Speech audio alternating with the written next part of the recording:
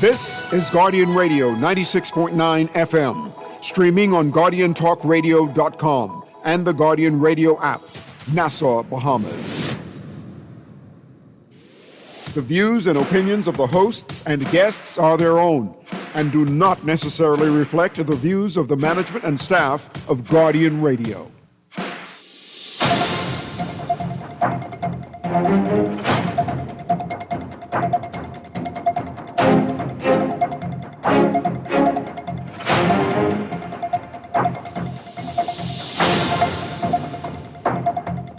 Guardian Radio Today is brought to you by Alive, Bahamas Welding and Fire, Burger King, the Cleveland Clinic, Commonwealth Bank, Popeyes, Prince Masters, and Ron's Electric Motors.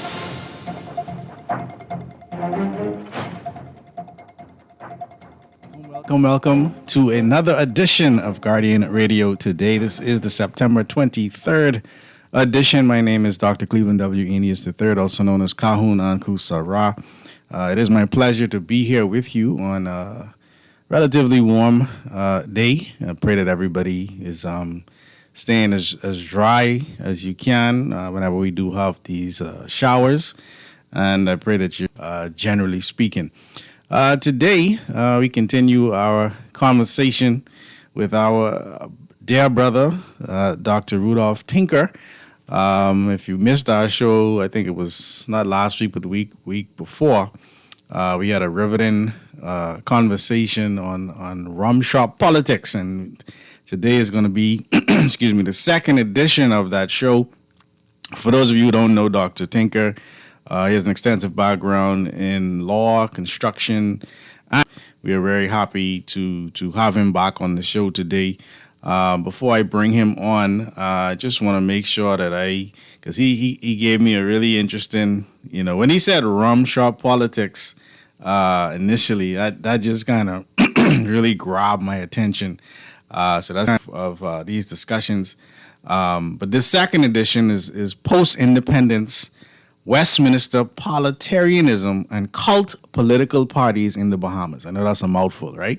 Post-independence, Westminster parliamentarianism and cult political parties in the Bahamas. Let me just give you the motivation behind why I personally want to have these conversations. I think that we spend copious amounts of time calling into radio talk shows or talking in the rum shop, but we don't really place accountability on ourselves. We don't really talk about the things that we have control of. We are the electorate. We are the government, but we love to pass the buck. We love to kick the can down the road. We love to not do what is necessary to actually get this country where it could be, all right? And so that's my motivation, all right, in having these types of conversations. But Dr. Tinker, are you there with us? Can you hear us? Make sure your mic isn't muted. He's in, yeah? All right, let's give him a second to get his end of the transmission in order. But, okay, I think I hear him starting to come through. You gotta raise his volume, I think. You got him good? I got him low. Let me just make sure my headphone is good. Go ahead, Dr. Tinker. Good morning. Can you hear me? I can hear you, but he's low. So that's on his end, Kermit? Yeah, the producer is saying it's low on your end.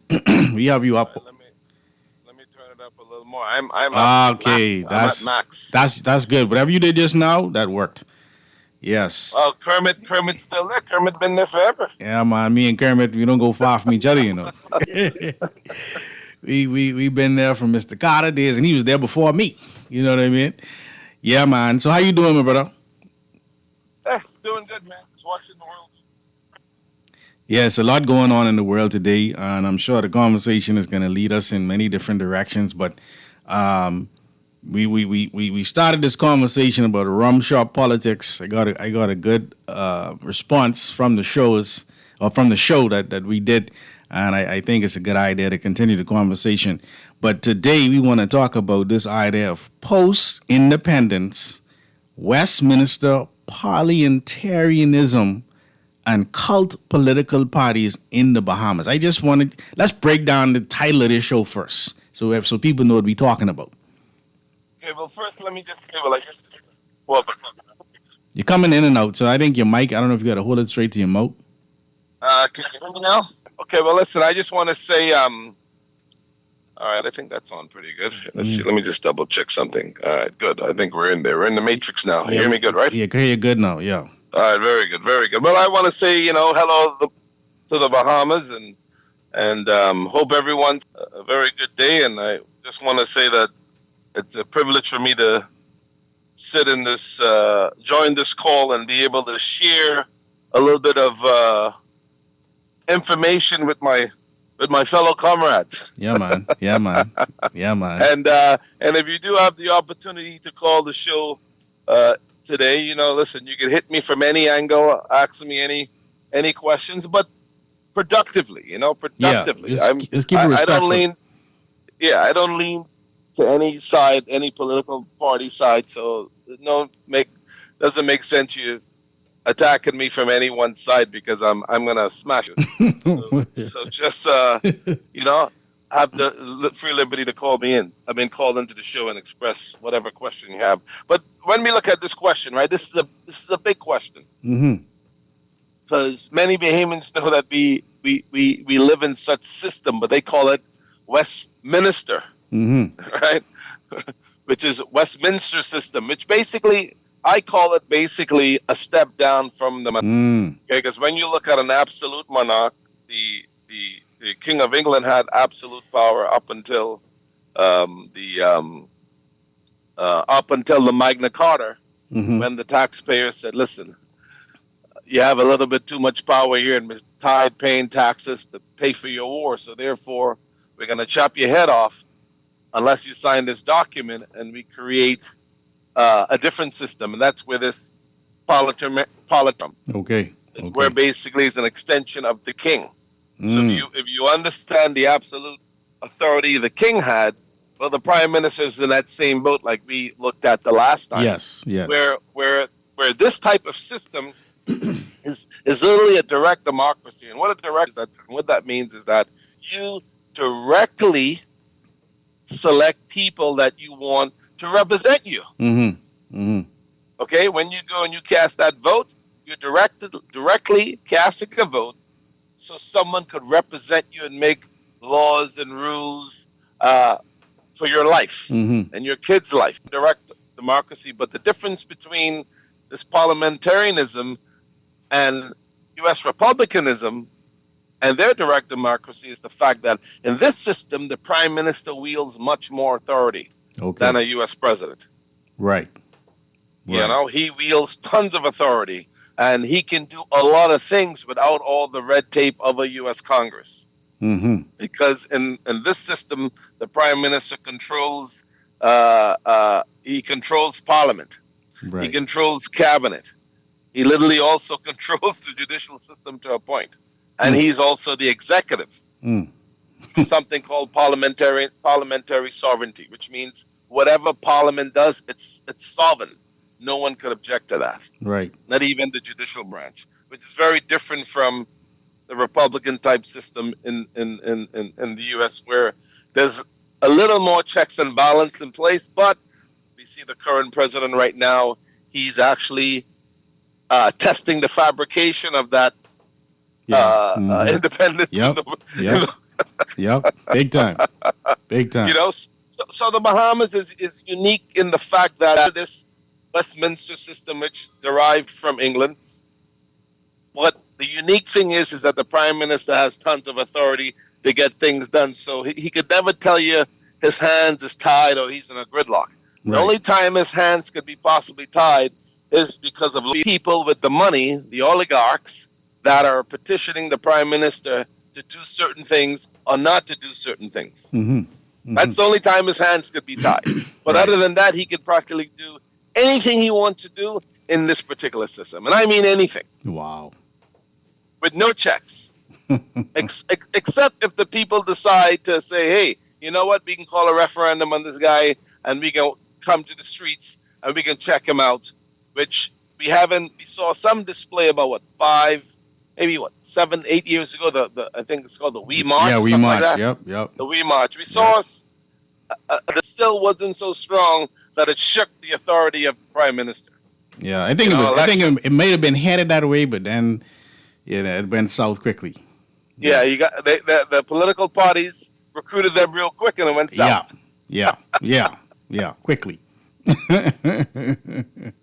And then the other part of the topic was this thing of political party, this cult-like organization, where political parties in post-colonial countries and post-colonial countries post to the United Kingdom, they're very cult-like.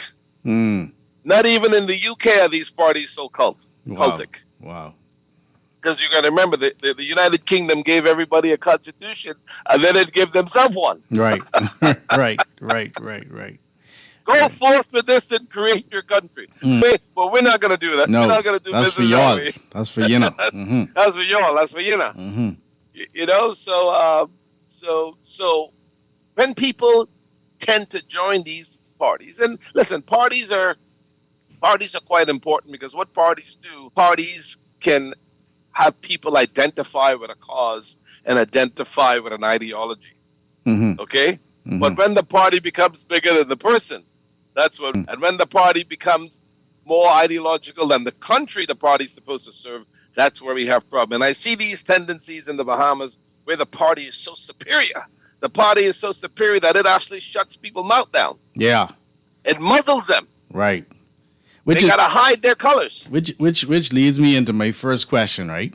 And you could correct me if I'm wrong with some of these questions. I just compiled some questions I wanted to throw at you, and I just want to make sure, first of all, that as I ask the questions, that I'm making sense and go from there, right? But this idea of in our elections, we have a winner takes all nature in this Westminster, this electoral system. It's a winner takes all system, right? First of all, is that's correct, right? Once the party who has the most seats wins, they basically, they run the show. They don't. I mean, we've had these lopsided victories for the past however many elections, correct? Right, because it's 50 plus one. 50 plus one, right. 50 plus one system. That political group can practically do everything they want. They really don't need the other side at all. Right. And then on top of that, we don't really, you just said it earlier, so we're not really voting for the leader. Like, that's happening party itself. Right? So they ultimately decide who is going to ultimately be who's going to represent us. We don't choose our representative. Unless you are in a political party and you actually can vote in the party, you're just waiting to hear who they're going to send your way.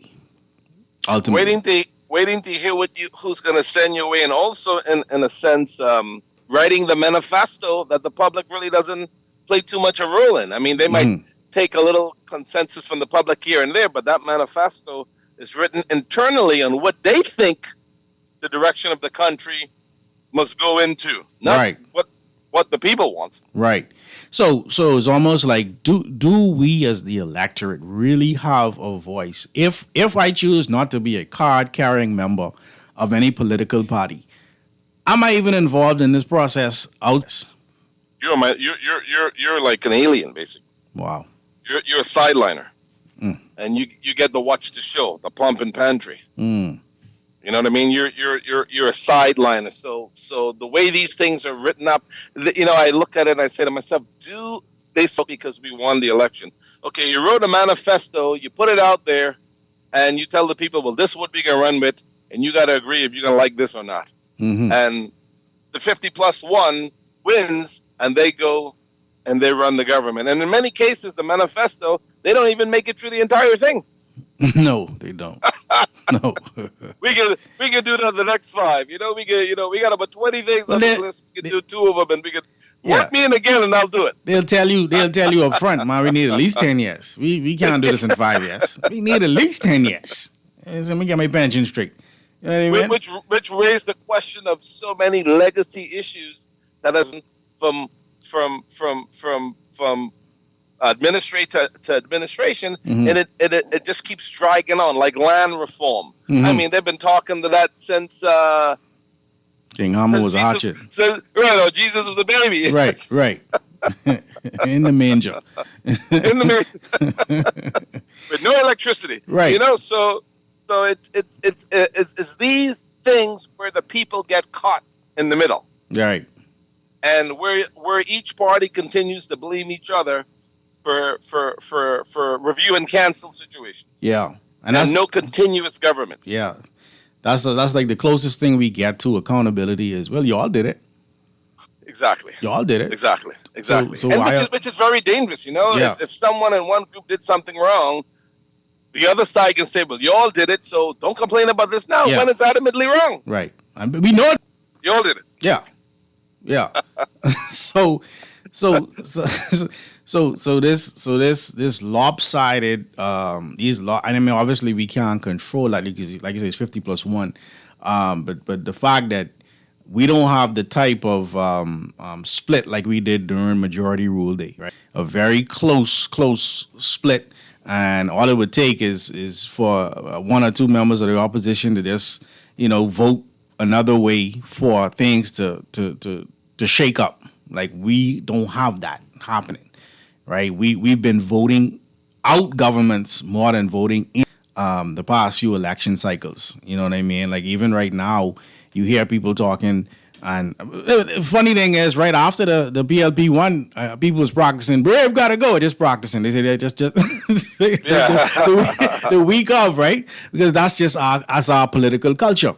But I remember someone making a joke about it the week after the election when the PLP won, and it leads to this idea of a personality cult, right? So we don't talk policy, we don't talk about the manifestos and any real great, not in the rum shop politics. Let me say it that way. We may talk about it on air a little bit, but rarely have I been a fly on the wall and heard people really referencing the manifesto and saying, they did about 30%, but they really far from reaching any of their goals in this manifesto.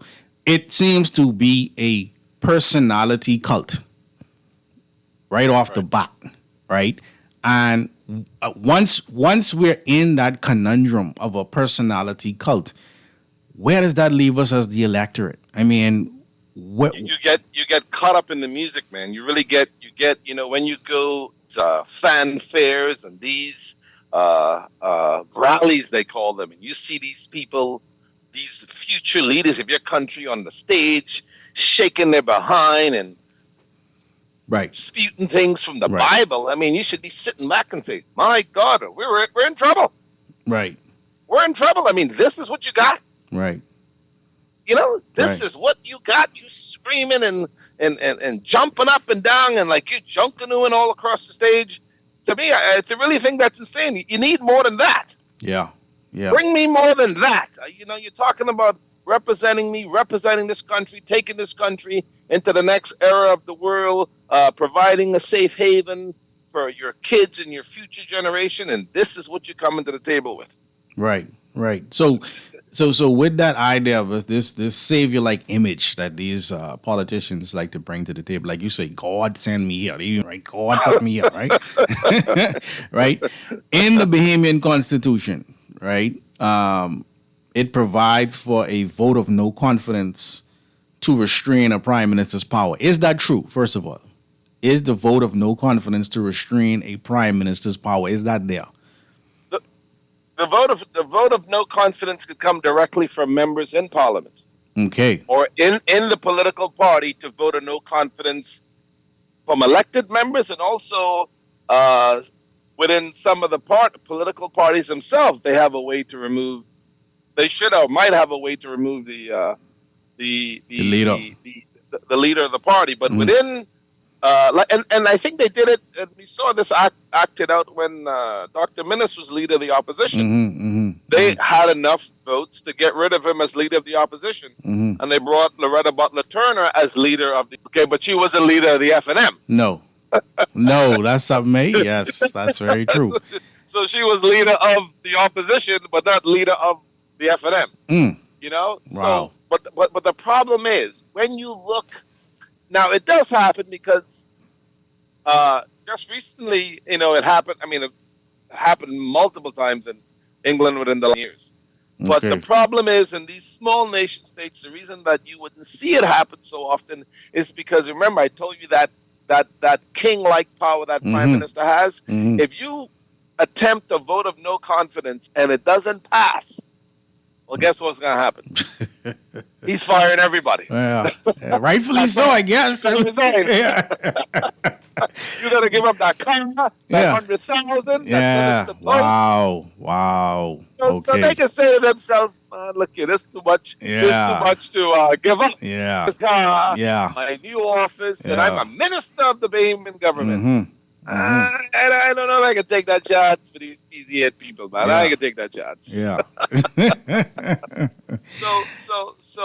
And we saw it played out with I mean, publicly. I don't know, as a lawyer, Jerome Fitzgerald was a lawyer. If he slipped when he said that, I could not act or do what I wanted to do because if I did, I would lose my job.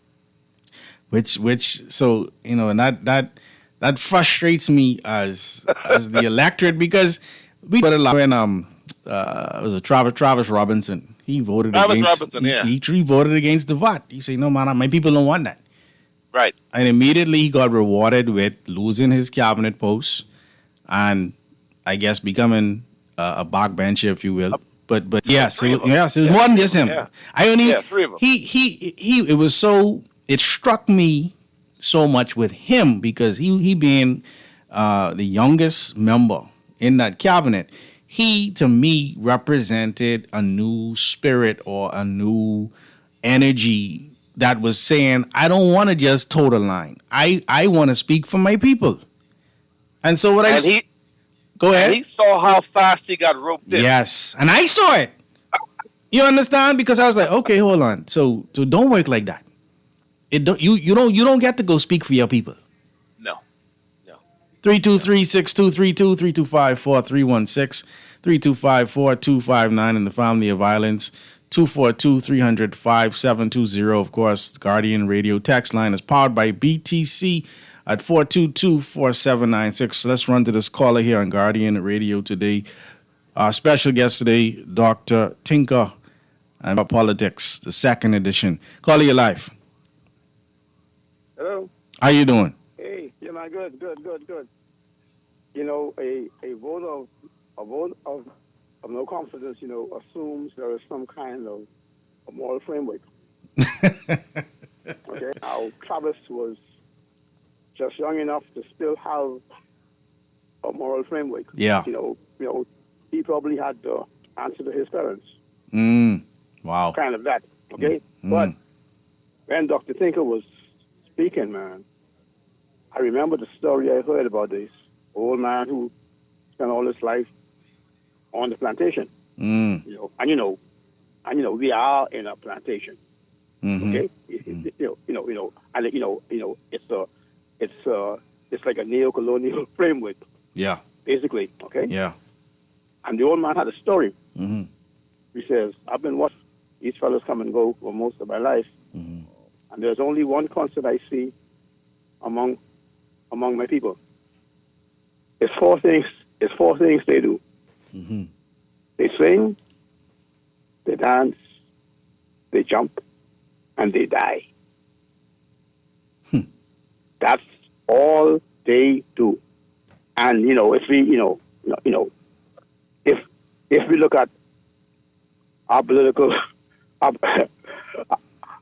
if we look at our political rallies every year, sing, dance, jump, sing, dance, jump. Yeah. So I think anyway, I appreciate all that Dr.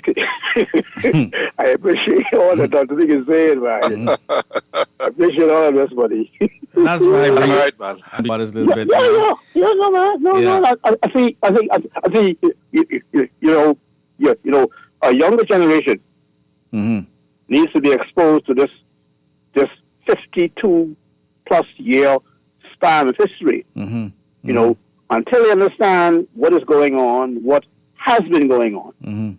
You know, if you're still in this framework, only certain things come out of a framework. Yeah. Our tools of democracy actually have a socialism component, a strong socialist component, very strong. And you know, as far as I'm concerned, this is what makes America so great. It's not controlled by the majority of people. Well, they got an electoral college, so that's right. Equal, and each time a certain group, each time historically, each time a certain group loses in America, the only thing that comes out of their mouth is the fact that they won the popular vote. Hey, everybody, man. I appreciate you, my brother. Stay good, buddy. Yeah, man. Give thanks. All right. Yeah, Dr. Tinker. So he led me into a kind of a segue into this idea of charisma over intellect. This lack of intellectualism in national discourse. Yeah, it's very interesting because I mean you could see in many cases how some of these ministers and parliamentarians talk within the parliament or talk within the Senate and just hear the words that come out of their mouth. If you move that piece of paper from in front of them, they would be lost. Yeah. They don't even some of them don't understand what they're saying. Or they dancing. They finding some reason to dance. You know what I mean? Like that's what we do. So just for the callers, because we mentioned, your question was, is it in the Constitution? Yeah, the vote of no confidence. The vote of confidence it's there, and if they want to look it up, just tell them, look up the document, and they can go in the Article 73, and it's very clear the procedures to call a vote of no confidence, and basically, just like we heard Fitzgerald said, he would have to resign, but if a vote of no confidence would be struck in the system, then that calls for the resignation of the prime minister and his entire team. Where the governor general would strike, they would call new elections. Right. And if the prime minister wins again, then he goes back. But if he loses, then the new person comes in. Right. Let's run back to the phone lines here on Guardian Radio today. Call you live. Good afternoon, Brother Anku, and to your guest. Good afternoon. Thanks for calling. I'm very, very pleased that you have such an astute guest on today. I have a question for the guest. Sure. Which I believe is Brother Dr. Tinker from the University of Bahamas. No. That's the other guy. That's the other guy. Okay, Brother Tinker. Okay. It's the other astute one. So here's my question. We all desire, and I'm going to express my views for the BAME in public. I believe we all desire to see the level of politicians and persons engaged in politics. Not that they're not really intelligent and smart people. I believe they are. The question I have is, why do you believe, and if there is not enough agitation from us, the voting public, to see political discourse before elections? And I mean, like they do in Jamaica, like they do in Barbados, and like they do in the Great North America, where every constituency have a debate with those who wish to run. They call it primaries, but forget all that. Just debates. Why do you believe the public does not agitate for that, even though I believe that's what we truly desire to see our politics rise to?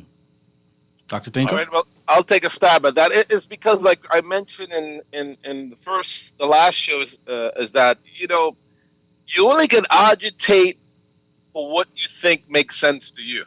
And if you don't understand how the system works, what are you going to agitate about? Why would you call for a debate? You say, I want my roof fixed. Wow. I want my son to get on the defense force. Wow. I want one government job. I got bills to pay right now. You think I got time to come sit down and watch a bunch of people talk nonsense? Not saying this is the talk of the entire country now. No, I agree. if you don't understand how the system works and how the system would benefit you if it works according to something known as popular sovereignty. Popular sovereignty basically means the power rests with the people, and that's how democracies are born, through this notion of popular sovereignty, will of the people. So, but the people must understand how they can keep their government in check. See, that's for me the important part of these discussions. You know.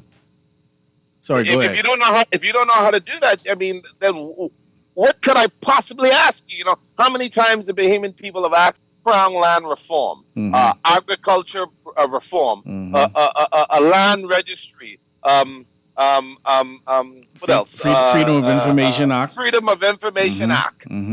Lower prices at the pump. Lower this. Get rid of. You keep asking, and they keep dancing, and you don't get anywhere. Yeah.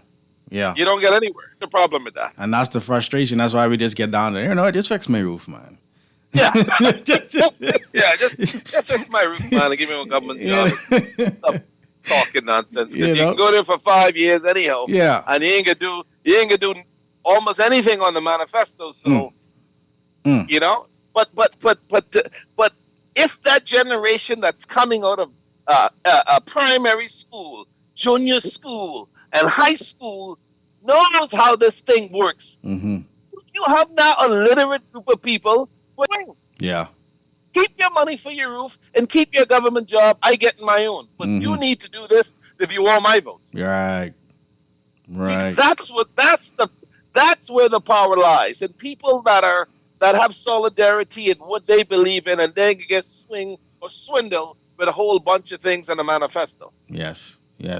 Let's run back to the phone lines here on Guardian Radio today. Caller, you live. And me? Yes, go ahead, my brother.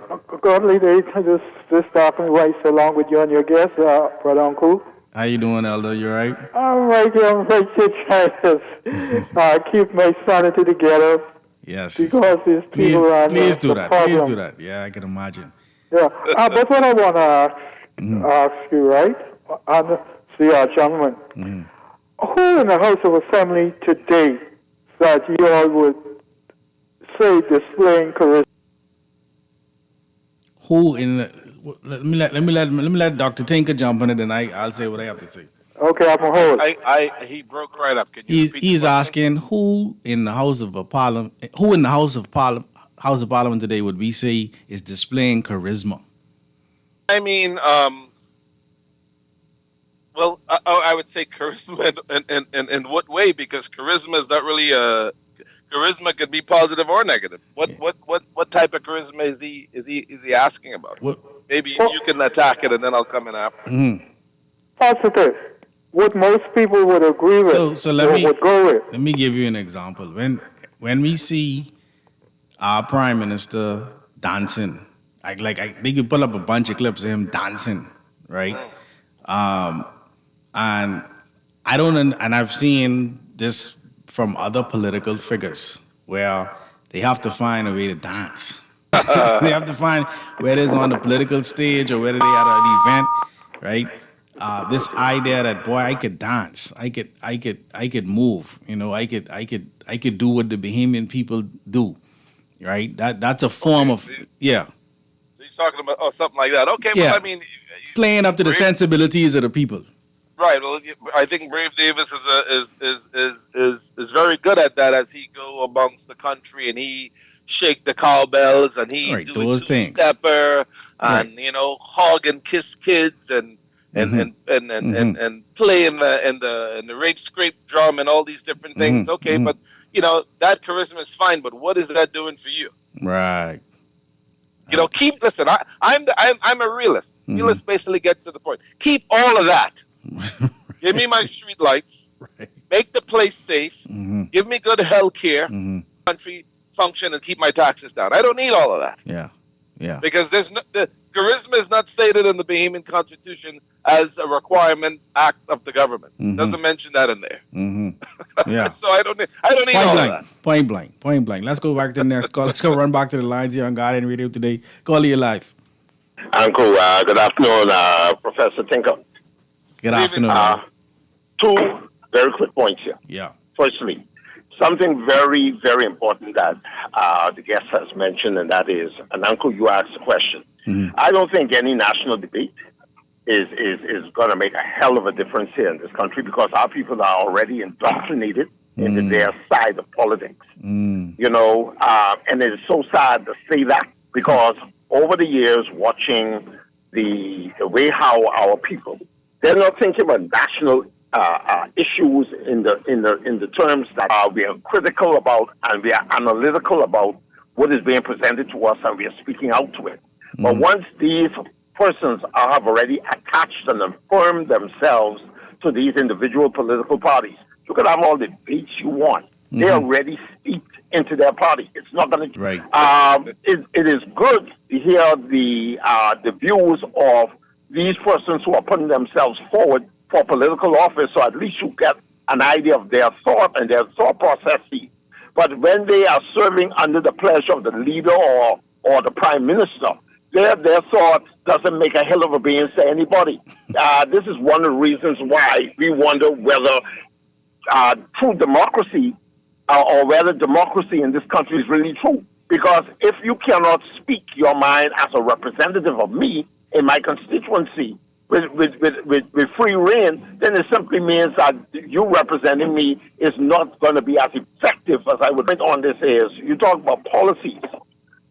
From our grandmothers and grandfathers' time, we've been talking about the things that negatively impact this country. And it still continues today, even in our generation now. And yet, we have no true statesman, and that's statesperson or stateswoman who care about this country first over party. That is not going to happen. We've seen it. It's happening now in front of us. The more we talk about it, it gets us nowhere.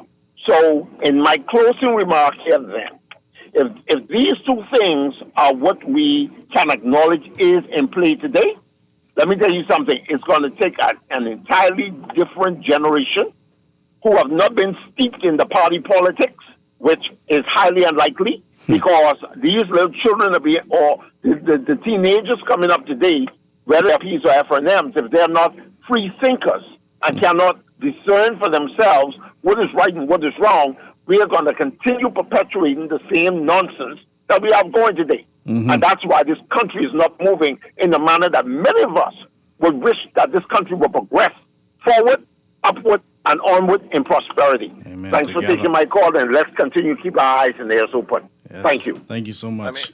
I mean, very good point there. And to add to what he's saying, don't wait for the political parties to change this. Right. It's in their best interest to keep this ship sailing in that direction. The status quo works for them. It works for them. They can change that. Yeah. You know, they're not going to change it. And then to hammer further onto my point, he's saying, you know, they're not free thinkers. If you give them and you teach them about this stuff through their high school and middle school, and I mean, it will be born within them. That's true. But if you wait until they graduate, man, they ain't into that. No, they ain't got no roof and they want their roof fixed. All right, let's run to the phone lines here on Guardian Radio today. Caller, you're live. Go ahead, caller. Yes, good afternoon, Uncle. Good afternoon.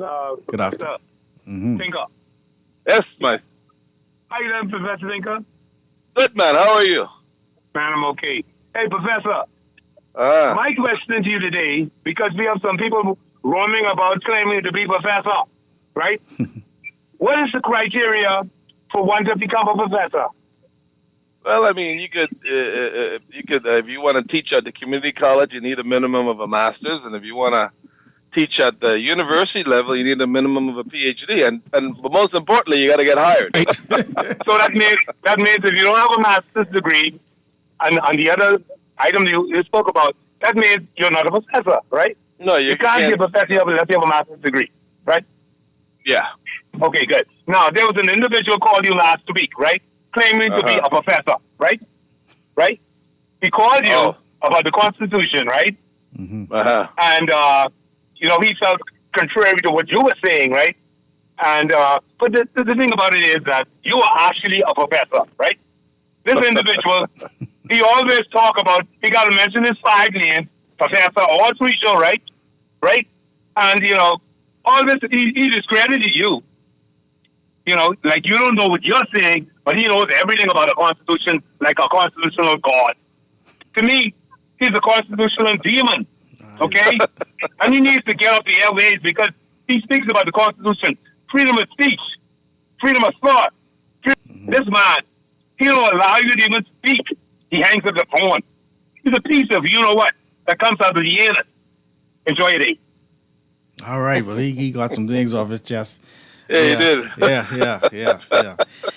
So Professor Tinker, this idea of the Dissident 8, right? 1971, right? We have this groupie who are basically having the same conversation we seem to be having in these shows, right? In that time, right? In my notes I have here, where Cecil Wallace Whitfield, who was a key figure in the PLP, accused of exercising a growing culture of dictatorship by not allowing persons to freely express their thoughts. So this is nothing new. This is before I born, right? I born in 77, right? This is 71, right? They were having leadership disputes. Wallace Whitfield's resignation speech at the PLP convention in 1970, as he ended his speech with free at last, my soul is dancing, signifying his break with the party. And then they had policy disagreements. The Dissident 8 likely had policy differences with the PLP or those specific details, specific details in this site that I pulled up, right? But this seems to be a cage, a prison, because you could go into politics with the best intentions, Professor Tinko. You could say, boy, when I go in there, I always go back to Travis Robinson, because I think Travis Robinson, he wanted to go speak for his people. But that system says, no, you ain't doing that. You hit the nail on the head, that Dissident 8. And when you look at the first crew of guys, like we mentioned in the last show, they went, many of them would have went abroad to learn and understand how you can hold the government feet to the fire. Right. Dillon was a lawyer. Cecil Whitfield was a lawyer. And they all went to England, just to study legal studies. And through studying that legal studies, they were called to the British bar. And to be able to be called to the British bar, right? You have to be able to know all seven main parts of the law and be able to articulate that, be able to dance it, be able to represent it. So when these guys would have came back home, they would have came back home. The first Prime Minister Pilden started, obviously you had the PLP moving forward. He won the first election, very smart, and he knew how to tinker with the law and tinker with this new government structure so he can remain at the seat of authority for a long time. So when we come, then you have other learned people to say, hold on, man, this wasn't the idea that we had initially. We wanted more freedom of this, freedom of that, and we wanted all these other things. Now you're trying to muzzle me? Right. So when we come back, right, I want to talk about any specific constitutional or electoral reforms needed to curb this centralization of power around the leaders. How can we, if we don't even know what to agitate for, we definitely ain't agitate for it. But I wanna know, what should we be agitating for from the position or the stance of the voters when we come back. Yes, indeed. Keep it locked here on 96.9 Guardian Radio with Dr. Cleveland W. Eneas III and our special guest, Dr. Rudolph Tinker. We'll be back right after this.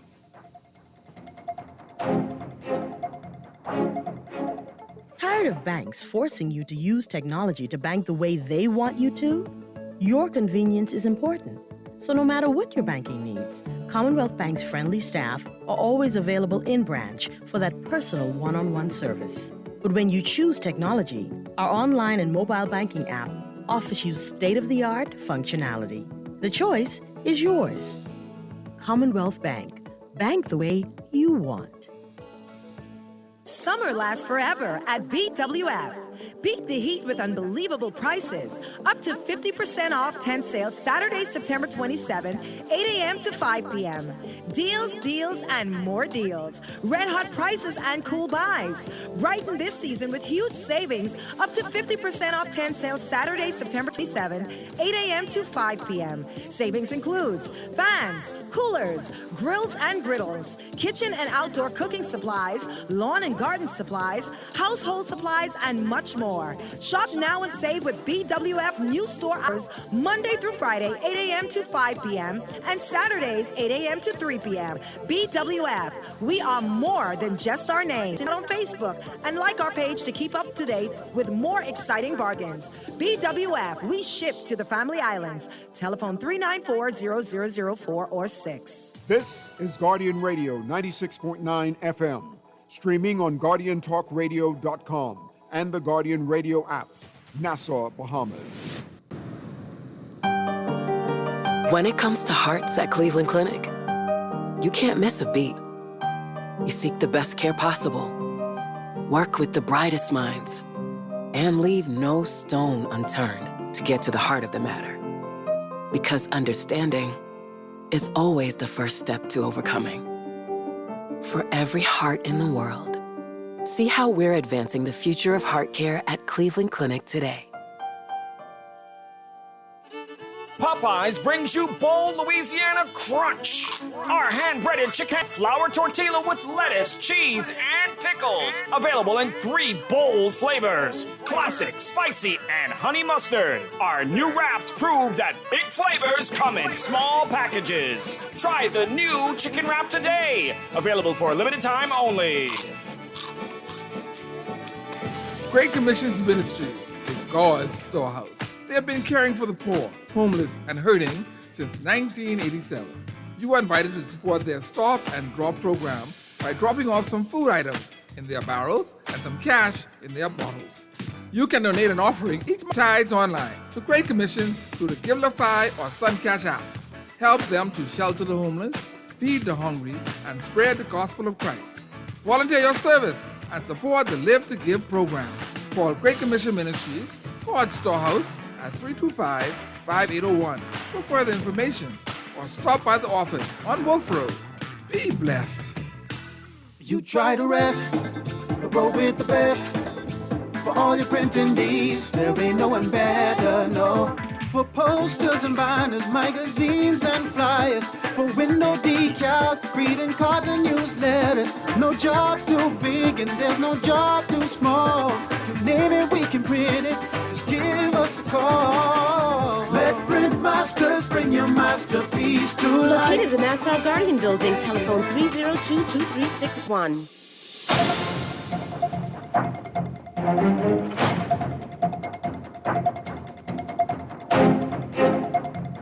And welcome back to Guardian Radio today with your host, Dr. Cleard, also known as Kahun Anku Sarah. Our special guest today, Dr. Rudy Tinker, and we're talking Rumshaw Politics, the second edition, and this second edition is about post-independence, Westminster parliamentarianism, and cult political parties in the Bahamas. That's a mouthful, but we've been having a great conversation.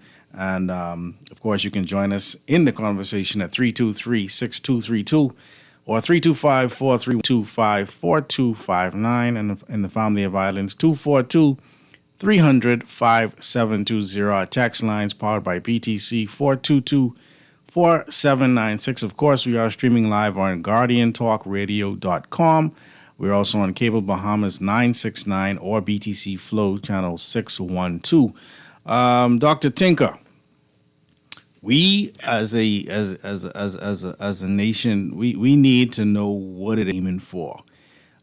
Things cannot remain the same if we want change. So we have to look for specific constitutional or electoral reforms to curb the centralization of power or to curb the status quo. What ideas do you have that may help point us in the right direction? So when you look at So England gave the Bahamas a constitution, which it's a codified document. When we say codified, it's written down. Whereas the United Kingdom is uncodified. None of their policies are in one place. It's kind of scattered all over the place because it was ruled by various kings over the years. Okay. Over the centuries, I would say. And we could look at the Bahamas and we could say, okay, how could we structure this system a little bit better where that popular sovereignty really means popular sovereignty? And one of the first places I would really start, now we saw what they did in Barbados and Trinidad, which they switched a republican system right to the head of state. That's one way to go, but you could still, in a way, tinker in the Westminster system and make some change. One of the biggest thing, I think, when you go to the Bahamian Constitution, you have this thing called separation of power. Right. You heard of this before? Yeah, we just was talking about that. I'm glad you brought that back up. Yeah. Right. So separation of power. Now, separation of power basically means all three branches of government are different in what they do. The executive enforces the law, the judicial branch interprets the law, and the legislature makes the law. The problem is in the Bahamas is that you have a fusion of power among these three because of the prime minister. And when I say that fusion of power is that the prime minister with the fifth legislature, he controls the judicial branch because he appoints all the justices to the Supreme Court, and he can recall them. Wow.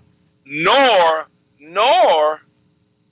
there's no oversight to say, I want Johnny, and Johnny has to get ratified. Right. And that can be done, is what you're saying. We can put that. That can be done. Yeah, man. My Lord. Now, let me clear this up for people like Professor Thompson would argue. No, it's strict.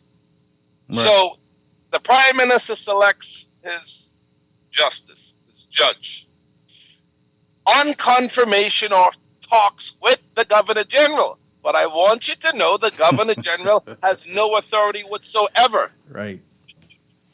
Has no authority whatsoever. So he could pick Anku Sarah. Tomorrow you're the chief justice. The governor general, all she can do is sign that paper and swear you in. That's it. Wow. There's no objection. So when we look at that one example of separation of power, it's a fusion of power. Now, let me give you the same example in a different jurisdiction. When we look towards the U.S. model, there's a strict separation of power where the president is not in the legislature. He only appoints judges that have to be ratified through a judicial committee. Right.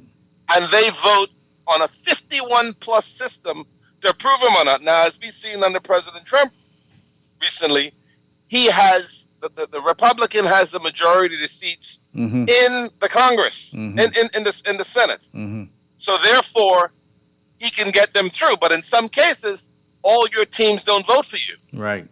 And in many cases, a lot of appointments are rejected because they can't make it through the muscle. Right. So this separation of power is very important to democracy. And it helps the power stays in the hands of the people because this one part of the government works. As a prime minister, you can't be a legislature. Your job is to enforce the law. Legislative branch, your job is to make laws. Judicial branch, your job is to interpret the law that came from the legislature, approved by the prime minister. Let's take a look at this policy. Does this policy make sense? Is this policy constitutional? Right. If it's not constitutional, then the judicial branch has the power to reject it.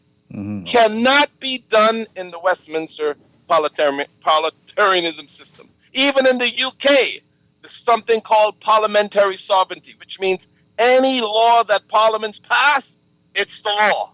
without any interpretation from the judicial branch. Because the judicial branch have no oversight at all. And any judge in the Bahamas or any lawyer could call this show and say something else, and we'll go to battle. We got the phone lines lit up now. Let's run to the phone lines here on Guardian Radio today. Let's see who this is. Let's see who this is. It's former Chief Justice. Right. Go ahead, caller, you live. Yes, sir. This is in MacArthur, right? But you know, let me go back to one of your callers. One of your callers said that this is a plantation we live in. Mm-hmm. But he got to remember in a plantation that there was house slaves and there were field slaves. Mm-hmm. Mm-hmm. And the field slaves, the house slaves, is the rich people, the rich people among us, natives or Bahamians, and the politicians, they the field slaves, and them. They the pimps, not the next word. Them and they're cronies. Mm-hmm. You know what I mean? And you see, people talk about debate. You can't ask for debate. The media can't ask for debate when they don't want to debate themselves. Because they and for me, 89% of them out of fields is a house slaves. Right? Yeah. And then you ask the question, what should we advocate for? Mm-hmm. You know. For one, I would advocate for a livable wage. You know, for the poor people. They will still be poor, but they should be able to live, right? And you see this tripartite thing, right? How could you say you're gonna concert for livable wage, and the people who have this, who need this livable wage, is not unionized? You understand what I'm saying? So that's a farce right there. You see, so what we have here, right, in the Bahamas is we live in a society, where what do you call it, a colonial, neoliberal society. Neoliberal, okay. Mm-hmm. Right. You see, and you have some people who call the stations and talk, but they are that they conservative.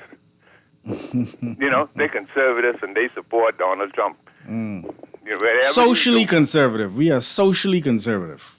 We are not so. Yeah, we are so. You say conservative. They mean what they mean is they don't believe in gay rights. That's what I'm saying. We are socially conservative, but that's not what conservatism. And what they do is they would support people who take away their interests. Yeah. Yeah. You see? Yeah. And one more thing. Mm-hmm. When it comes to fairness and democracy in our nation, you see, it's not democracy. The electoral system, we have constituencies where there are 1,200 voters, and some where there are 5,000, 4,000. Come on now, make that make sense. And you have judges on this, Boundary Commission. But they say they you know what I mean? Yeah, they don't want to address them. Said we have these people get 1,200 voters. Come on, man. Well, they say they're dealing with some stuff right now. We can see what happens. They're not dealing with that. I'm telling you what's on the ground. I'm telling you what's on the ground, my brother. But I appreciate you. But make sure, we got to advocate for them to deal with them, Mike Isle and Cat Island and Rumpke and them. Do you understand what I'm saying? Yeah. They need to deal with them. They need to come together, Morgan. Don't tell me but these people far. Because we won't, you know what I mean? About no distance. Today, so Dr. Tinker, he said we should agitate for fair pay, I think he said. What's your thoughts on that? Livable wage. We're the richest, the most expensive country in the Caribbean. Put it that way. The Bahamas is literally the most expensive country in the Caribbean. They say that it has the highest GDP because, again, they take the wealth of the rich people and divide it by the population, and it looks like the average Bahamian is making around $35,000 a year. Right, which is a joke. But do the math. Yeah. If you got $250 a week, that doesn't equal $35,000 a year. No, nowhere on the planet. No. That's all the billionaires divided by the population get to the 35,000. So the masters doesn't have the money, but to discuss livable wages, man, you almost need a distribution of a redistribution of wealth in the Bahamas. You know, there's so many different layers that needs to be changed, but to get there, how the government operates to even get to that point. You know what I mean? Yeah. So yeah. So it's pretty deep. Yeah, it is deep, and I just, for me, even though yes, that would be a wonderful thing, I wouldn't spend my time running behind the government to give a livable wage as much as I would say let's bring the cost of living down. You know what I mean? Exactly, and it's the same. Yeah, you bring the taxes down. Yeah. You get rid of that. Tell these business owners, listen, I'm gonna reduce the port duties, and I better see immediately reduction in. Yes, that seems like that's more realistic. Yeah. If not, we're gonna have a problem. I'm gonna be pulling licenses and shutting some of you all down. Yeah, that. Or I'll allow my people to go to the U.S. and let them shop duty free, and they can bring all of America back. If you all want to reduce the prices locally, because the government shouldn't be in positionism because we don't produce nothing. That's exactly tariffs and taxes is when you protect an industry is when you protect exactly. I'm with you 100%. I'm protecting stores in the Bahamas who's selling American products. Right, they going to go shop and then come back and sell it to us at a higher price. That's what we're protecting. Let's run back to the phone lines here on Guardian Radio today, and we're going to run to the text line. Call you live. Yes, good afternoon. This is Dr. A.J. Wama. No, this is Dr. Tinker today. Dr. Tinker. Dr. Tinker, or the man who loves to think. Yeah. Yeah, listen, man, I just wanted to throw this in there. I just came and I was listening for the past maybe 20 minutes, but, you know, poverty will always exist. And so one of the eugenic ideal and concepts that most literature coming out of the eugenics office is one of the ways to deal with the poor is to get rid of the poor. But you have to do it euphemistically, and you have to make it look like your kind of humanitarian works. You have to be in disguise. This is their concept coming from their literature, and I like the food.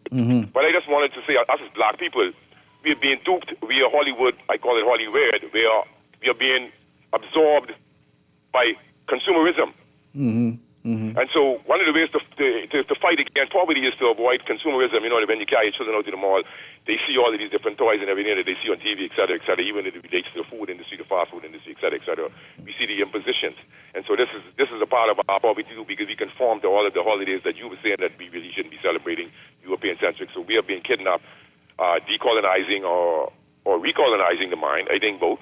And that's the way I see it. But what I'd appreciate for you, Uncle, is one of these days, you know, I just really dwelled deeply into a book of Enoch, right? And you know, it's amazing that what Enoch was talking about actually is happening today, but they hid the book and said it was lost, the coin was tossed. But please, I don't want to change the, you know what I mean? No, I got you.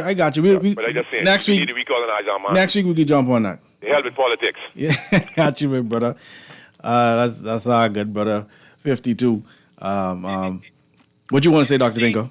You see, you know, so what low wages and the poverty and the basically decimation of almost the middle class and low wages have done in the Bahamas, it has really created something called the black market. Right. It's created a huge black market in the Bahamas. And when I say black market, I mean people, not everybody, are willing to do additional things to make additional money. That's true. Okay? You go to the bank to get something done. If you pass a 20 or 50, you can get done faster. You go to get your driver's license, you pass on 20 or 50, you get license faster. I got a whole song, tip, tip, tip. Everybody tip. Yeah. You know, and this is another economy.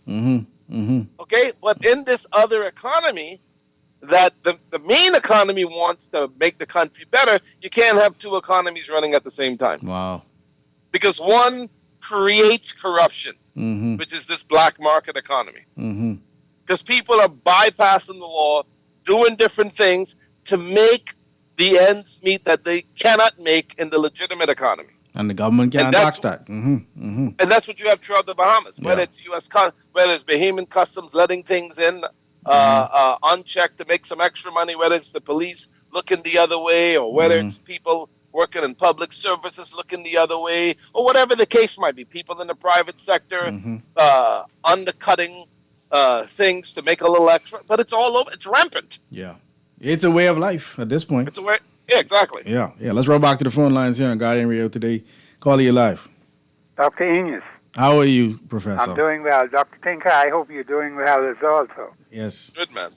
Yeah, okay. I was listening to the show, and the thing is that we do have separation of powers in our Constitution. However, if you look at the results of the last two elections, what is the electorate saying to us or to the nation? You had 35 and 4, 35 in favor of one party, 4 in the opposition. And in the very next election, you had the same one that had the 4 now got 32 seats, and the one had the 35 got 7. What is the electorate saying? Now, you will understand that when you look from 1968 right on up to the present, there has been an overlapping in the sense that a particular political party has had a massive landslide of seats. The Bahamian electorate has been doing that from 68 right on up to now. What has been happening is you have party personalities, parliamentary seats, but not performing parliamentary functions. It's just like you go to St. Barnabas Church, but you work the BTC. You don't go to St. Barnabas Church on a Monday morning at 9 o'clock. You go to BTC. You go to St. Barnabas Church 10 o'clock, 11 o'clock on a Sunday morning. You've been doing that for years, and there's no mistake about that. The problem is that the people of this country do not understand true parliamentary democracy. They do not understand We agree with that. what a parliament do. Help us. The point is a parliamentary representative, even though he may be affiliated with a particular political party, that's a different kettle of fish altogether. He is supposed to deal with the issues that affect the people in that particular constituency. Or everybody, no matter how you voted. Pardon? Everybody, no matter his constituency or her constituency, they're supposed to help you. They're supposed to deal with your issue, correct? But is that happening? That's why I asking. No, that's what I'm saying. Yeah. Because I've asked a question from July the 8th of last year, 2024. What major constituency problems have been solved in our constituency, and here are the clear-cut benefits that come to your constituency as a result of those major constituency problems having been solved. Not one single person has been able to answer that question. Wow. You see what I'm saying? So the thing is, you are sending people to the House of Assembly for what? To do what? Yeah. Just for buying a chicken or to pay some rum? Is that what it's all about? You get these cheap trinkets before the particular personality is even sworn in as the representative of that particular constituency. And you end up, well, the fella just changed his numbers on, you can't get him no more. So the point is, we have to understand the particular personality or the candidates who are running in that particular constituency. Where do they stand? Is the person a homosexual? Is the person a lesbian? Is the person an adulterer? What about the morality of these people? What about the character of these people? We're not even looking at character. Wow. And so that poses a problem because the constituents themselves are not even coming together, organizing themselves and telling these fellas, now listen, this is what we would like to see in our constituency. Everybody, not everybody, but some of them, too many of them in fact, go after a particular personality looking for something for their personal self, nothing for the constituency improvement of the lifestyle. We got all this junk in the constituency. We got poor lighting. You see it all over New Providence. So black in the night you could hardly see where you're going. You have crime in your community. That's not been solved. You got unemployment in your community. You got broken families in your community. You got people killing one another in your community. So what's going on there? Where's your protection when you go out? The boy sitting in his own house, minding his own business, and bullets come flying right through the wall and strike the fella in his head. Doing homework, that's right. Where is his protection? Yeah. The government of the Commonwealth of the Bahamas has the ability to protect the interests of the people of the Commonwealth of the Bahamas. They got the police force, they got the defense force, they got this, they got that. We spend millions and millions and millions of dollars a year for what purpose are we paying these people? The Bahamian people need to get to understand what it is that you want from the government of the Bahamas and what is it you expect from your representative. Because we're not getting parliamentary rep. We're not getting that. Mm-hmm. Let me ask you a question, We have people Gola. sitting in these seats, but they are political personalities from a particular party, but there is no progress on the ground in seeing constituency problems solved. And let me say this before I close. At the national level, what may have been solved by the government of the Bahamas over the last 4 years, and here are the clear-cut benefits that come to the Bahamian people as a result of these major national problems having been solved. I ain't get an answer on that yet. And let me ask you before you go. July 8, 2024. And I'm glad I keep asking it because that's an important question. No, they are important questions, and that is. And Mr. Host, let me just make go. And then I want to ask you a question before you go, but go ahead. I want to ask you want to ask me a question? No problem. Yeah. But the point is, when you tell me you grading your MP, A, B, C, D, that's crap. What he has achieved, did he solve any major constituency problems? Has the government of Bahamas solved any major national problems? And here are the clear-cut benefits that you are now enjoying. Right. You could ask the question. So you raised a very Speak a important little louder point. for me, Sorry, you raised a very important point. You say we don't even look at the character of these people. We don't even get to choose them because we're not in the political. We're not a card-carrying member of these parties. So That's a point. That's a valid point. But there's an alternative to that too. Yeah, that's what I wanted to ask you. What would be the alternative? That's the point. There's nothing in the Constitution that stops the constituents from choosing their own person. Nothing whatsoever. Really? There's nothing stopping them from organizing themselves, finding an appropriate person to be their representative in that particular constituency in the House of Assembly. What? The Constitution allows us to do that? Pardon? The Constitution allows us to do that? Oh, yes, you can. Wow. Article 24.1. Article 24.1. Right Wow. to protect your interests. When a government or a representative decides they aren't interested in you, you say, no problem. We can handle this ourselves. You just don't vote for them anymore. You could put your own candidate together as a constituency. Of course you can. Wow. I And didn't know the that. point is, this is why I have said to constituents, if you're not sure how to organize yourselves, you ask and you can get the answer. Man, I appreciate that answer so much. We got our show on that. Thank you so much, Yeah, Professor. okay. Thank you very much. All pleasant day. Yes, sir. Dr. Tenga, what say you? No, listen, what he's saying is right, but let me catch the last part before I forget. Yeah, anybody could run. It has always been displayed. That's what an independent candidate is. Okay. You don't have to be in a political party for run for office. But many people in the independent seats running, a lot of them get their money back because they can't even get their own votes. Right. They don't even get their own votes. Right. But basically, what he's saying, right? He's saying basically, if you follow the way the parliamentary system is supposed to work, it's good. But in this system, then it's horrible. Yeah. And that's what, and you see, and that's the fusion we have. That's the fusion I have with him that he's not getting. You have a system, it can work on face value, but this same system is designed to work to the contrary because you don't have checks and balance. Okay. Now I mentioned separation of power, which you don't have, and then the other thing now is checks and balance. You don't have a checks and balance system. Okay. Where the judicial branch can check the prime minister. The executive branch can check the judicial, but he can. So the only person can check everybody is the PM. Wow. Nobody can check the PM. Wow. It's a one-way system. The phone lines are all lit up. Let me just run to the text right quick. Take it, man. Take it. Yeah, man. Let me just run to these texts right quick. Good day. Hard for the freedom of information, but according to government, they have us as foolish offline ignorance. Think about it. They have us as fools, but to think about they ain't wrong because we keep voting for the same thing. So this text is saying we just fools for keep voting for the same thing. Let me get to this text before I go to the break. There are at least 55 countries that use first past the post voting, including many that we aspire to emulate.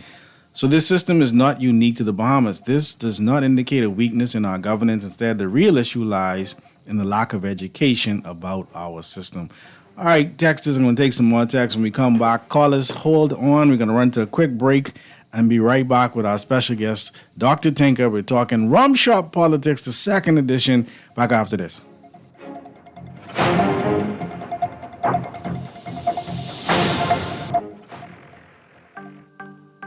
Get ready to swing for a cause.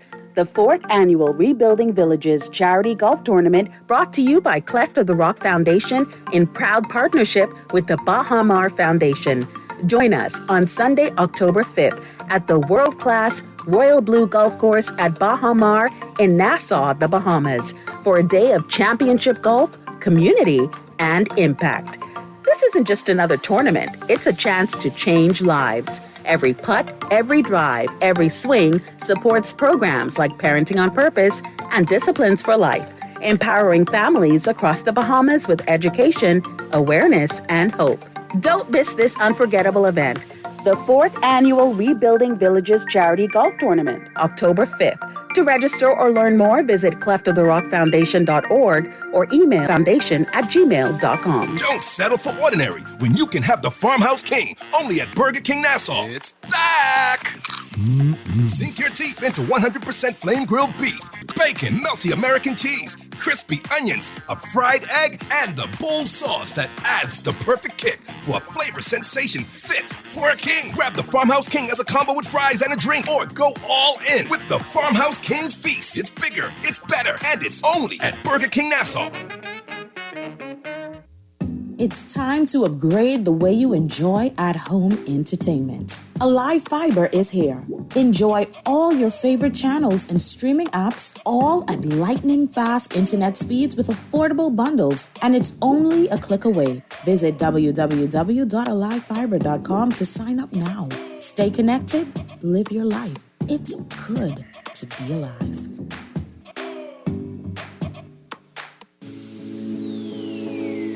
Nothing beats a Chickchani Challenge. On September 27th, we're bringing the action, a 5K course packed with 20 thrilling obstacles. Start and finish at Fusion Superplex with energy, fun and excitement all around. First time? No problem. Try the Chickchani Light version, built just for beginners. Got kids? Ages 3 to 7 can take on their very own Chickchani Kids Challenge. And this year, we're turning 10. So grab your team, mark your calendar, and come celebrate with us. Visit chickchanichallenge.com to sign up today. Thanks to our sponsors Fusion Superplex, Guardian Radio 96.9, Kalina, RBC, Advantage Insurance, Party Pilots Rentals and Events, Fincastle Media Group, Powerade, Click, and Art of Graphics. This is Guardian Radio 96.9 FM. Fresh news, smart talk, all day.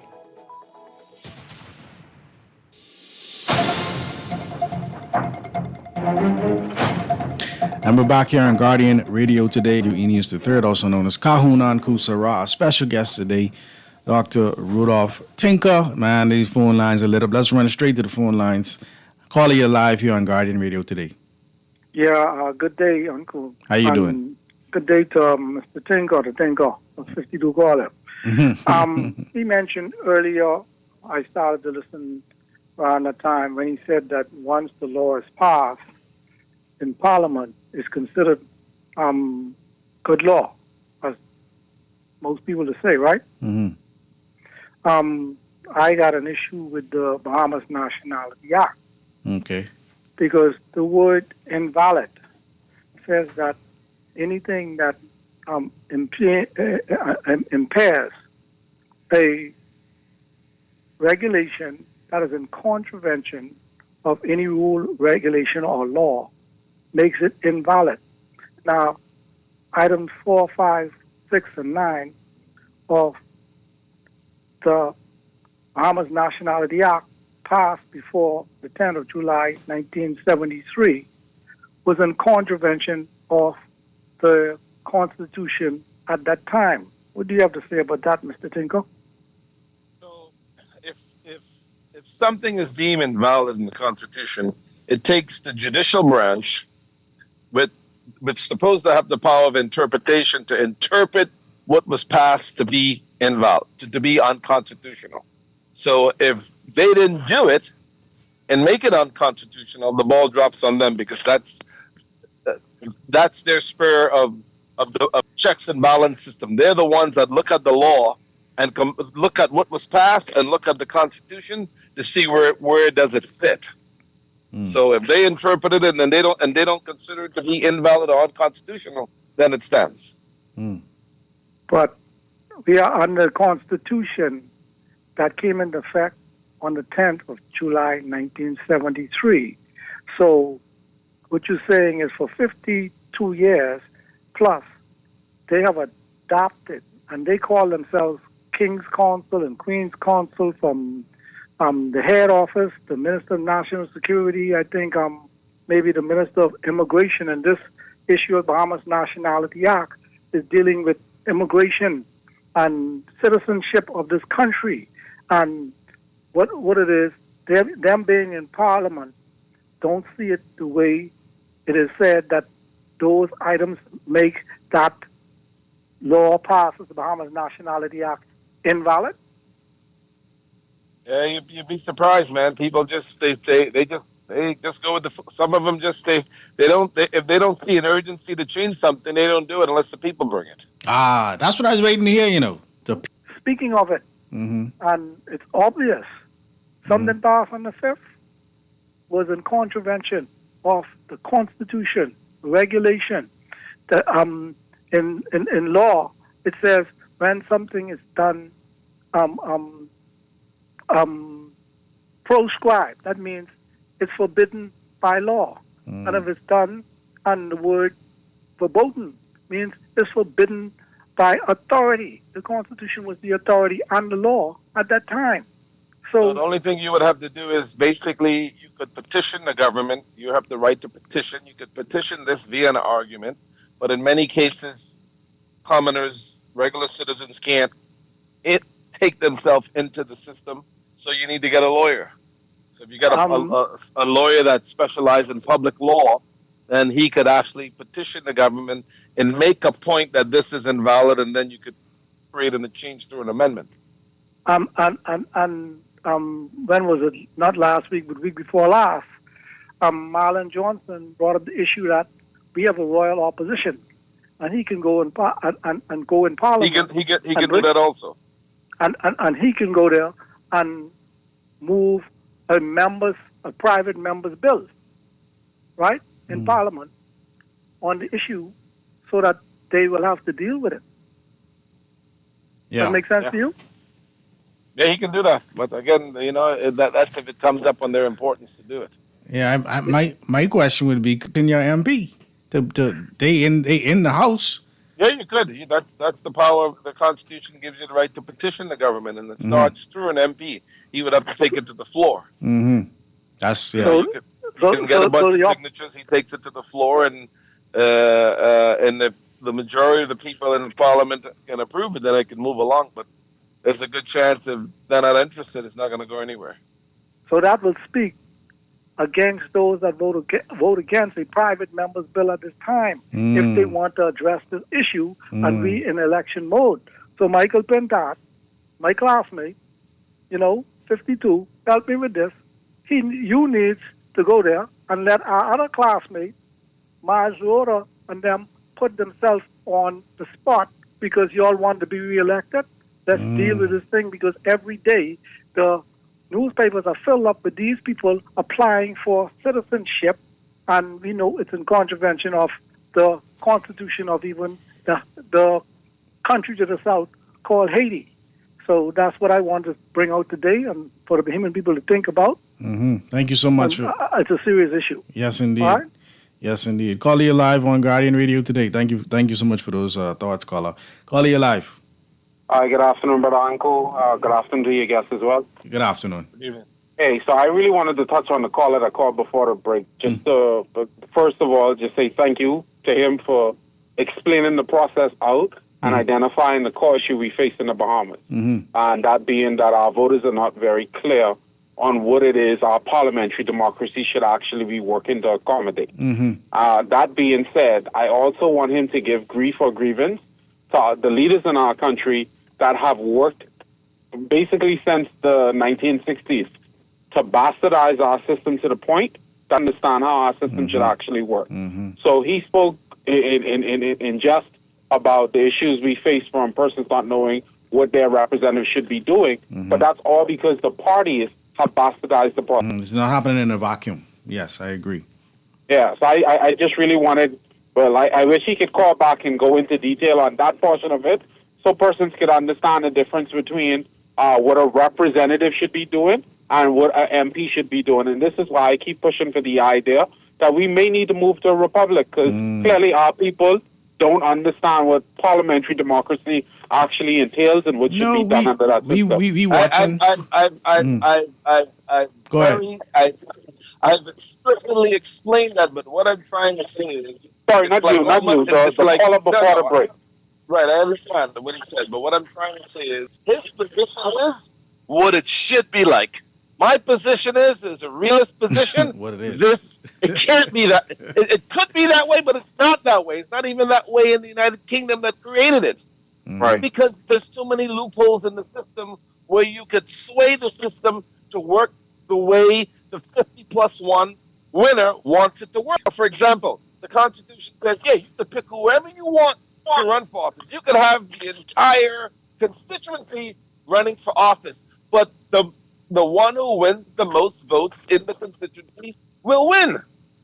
Okay? Will win. Now, that person who wins, if he wins under an independent banner, he goes there with his own agenda. If he wins under a political party banner, he's going there under the political party banner manifesto. Forget everything he just told you that he was going to do.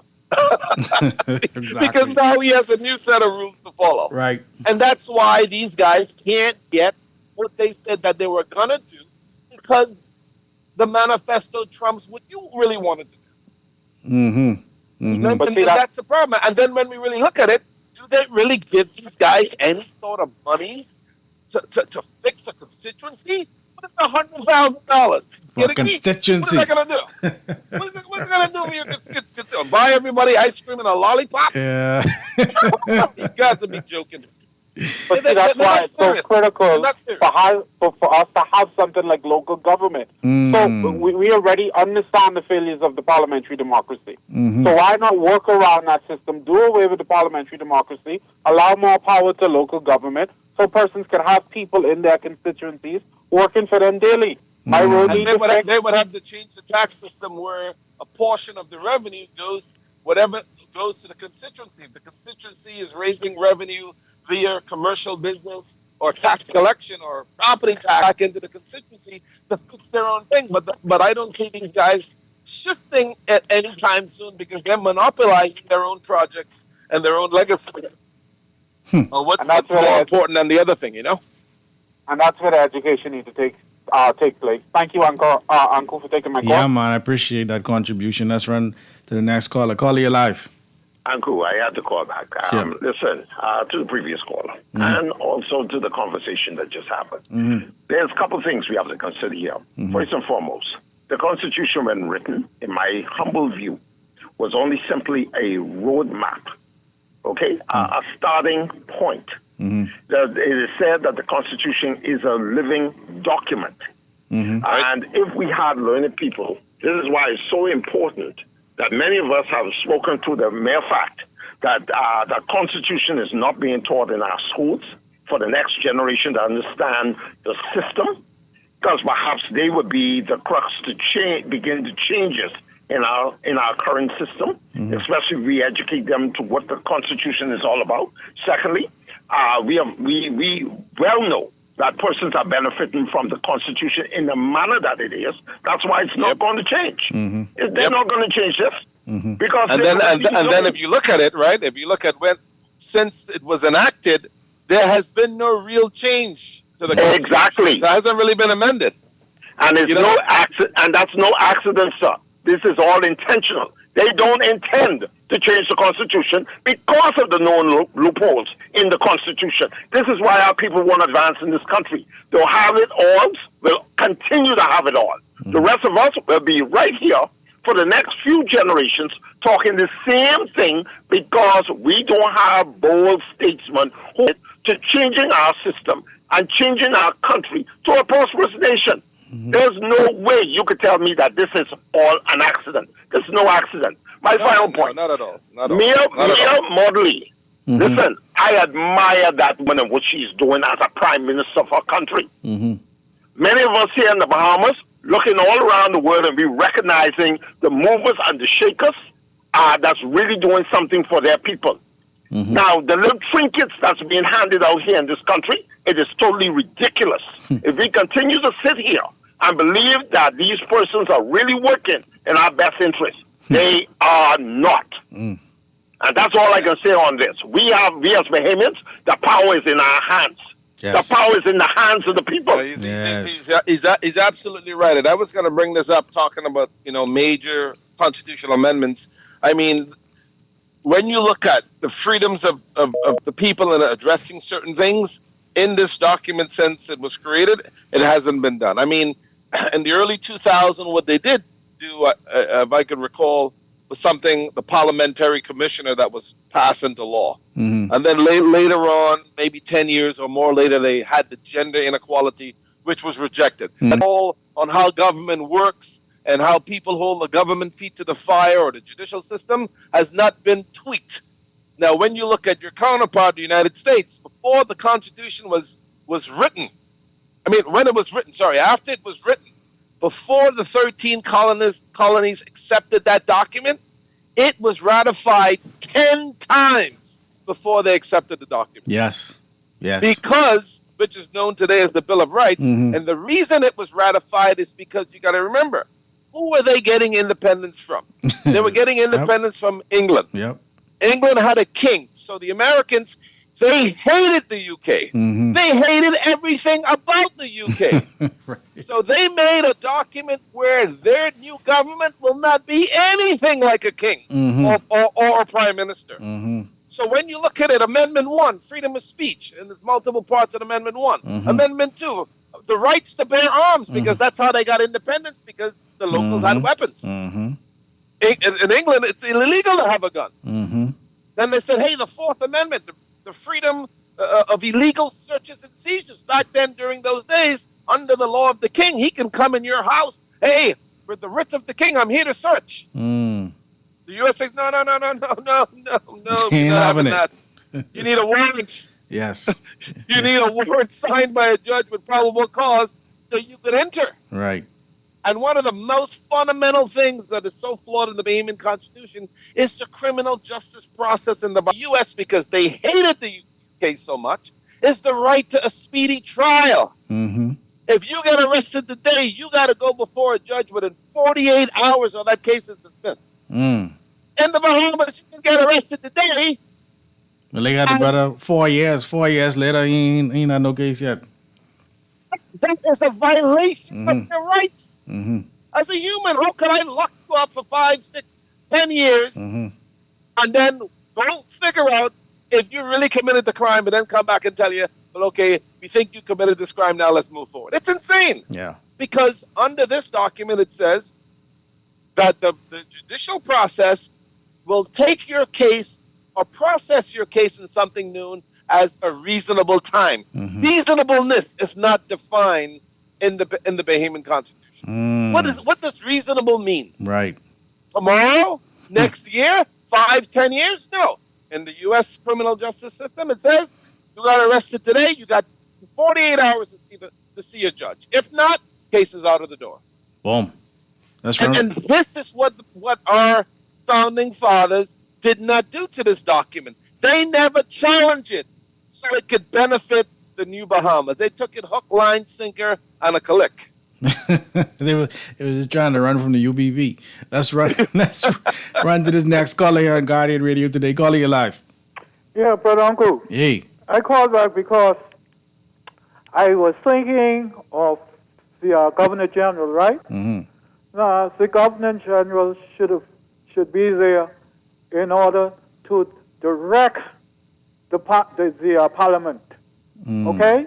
If the Parliament are going contrary, the Governor General should be the person to direct them in the right path.